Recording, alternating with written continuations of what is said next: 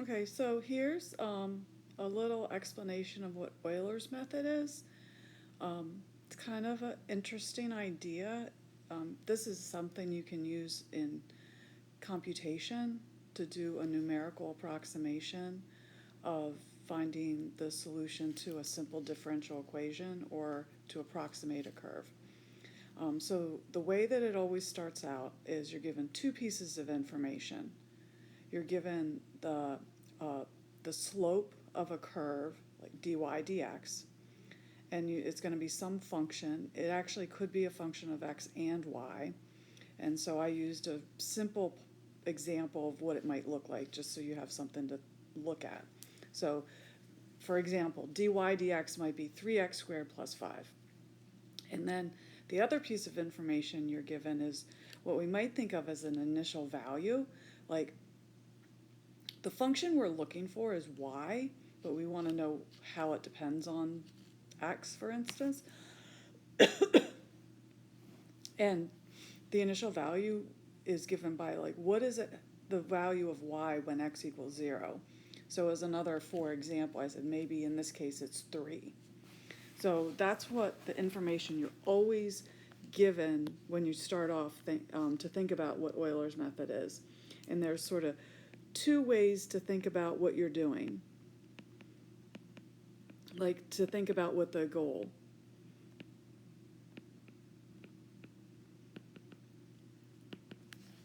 One is to think about is that you're integrating a differential equation, which makes it sound really kind of complicated. But given this dy dx is some sort of function of x and maybe y, you're trying to figure out what is y.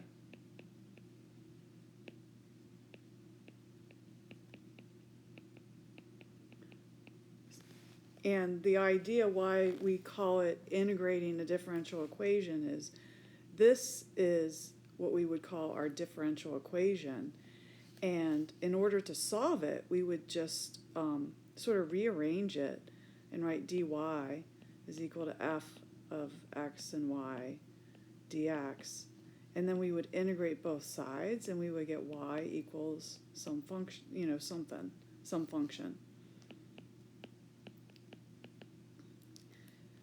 And the idea is that we use Euler's method, so you've been doing a ton of different integrating in your class, but there's always going to be some integrals that you can't do. Like, none of your methods are going to work.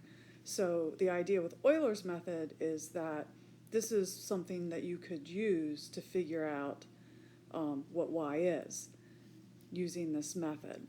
The second way to think about it is a way to sort of approximate the curve of y, let's just say as a function of x. So for instance, here is our x and y axis, and if we had an actual curve, so here it is, y of x. When we use Euler's method, we start off with the initial value. And then what we do is we use the slope of the function, which is dy dx, and we use it to sort of go to the next, and we use that and a delta x value, which we usually keep the same, to sort of approximate what our next y value would be. And then we're going to keep doing this using the value of the slope to approximate what our curve would look like. And so the idea is the red curve is the curve I would get if I'm using Euler's method, and the green curve is what the actual curve looks like. And so that's another way to think about, what we're doing when we're going through all this math. So if we do that, so how does this work? what is the procedure we're doing.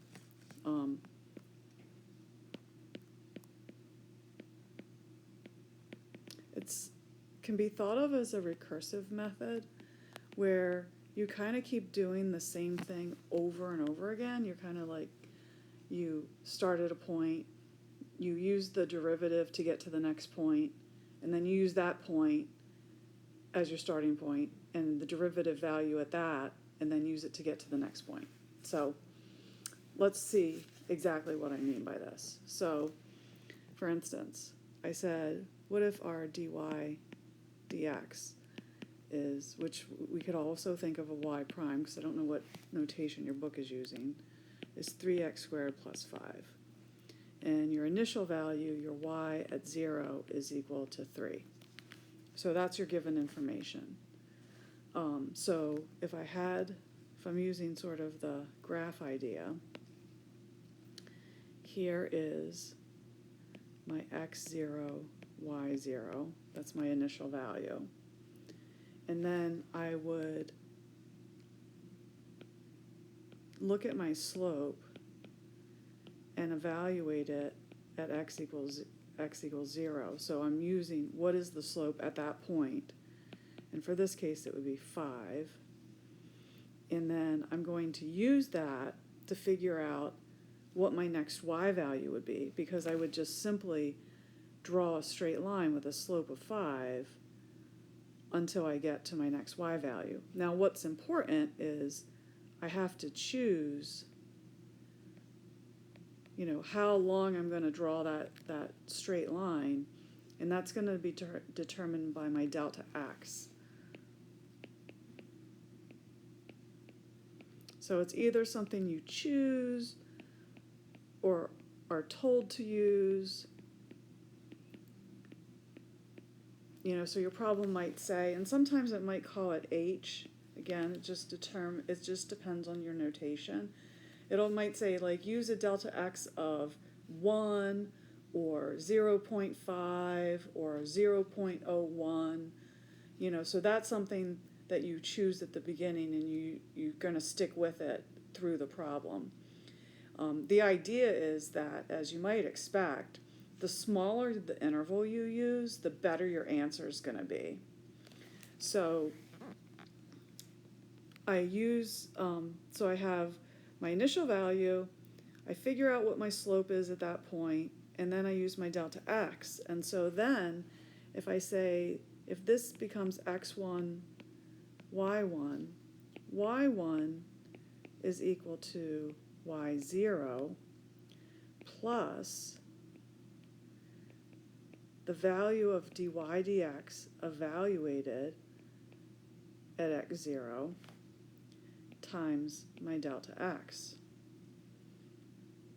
And if you look at it and you think about it, because these two terms are really similar, what I'm really doing is I'm saying y1 is y0 plus some delta y that's determined by my slope. And so that would give me my next value of y. Then what I want to do is I want to move on and be able to find, say, my next value of y, which this might be x2, y2. And y2 would be equal to y1, which I just found. And this time, when I take the derivative, I'm going to evaluate it at my new value of y1 and, x1 times my delta x. And I just keep going over and over again. In general, I can say that the next value of y is equal to the old value of y plus the derivative of y with respect to x at the old value of x times delta x.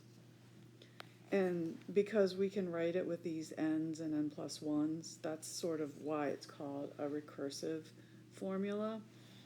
I found a nice little Khan Academy video where he goes through the procedure of using Euler's method to approximate a curve, and so I'm going to send that link to you as well. And I think that that'll help put it in perspective. It's always easier once you see an example. But hopefully this helps you a little bit understand what this whole stupid Euler's method is about. It's kind of cool because this is something like you can use if you do computer work, like you can do a numerical integration, but it's also a way to, well, numerical integration is something that you do when you can't integrate using normal integration skills, when you just find something you can't do. And the other way to think about it, like I said, is thinking about trying to draw a curve, but by sort of using a very specific method. All right, well, I hope this helps. And watch your con video too.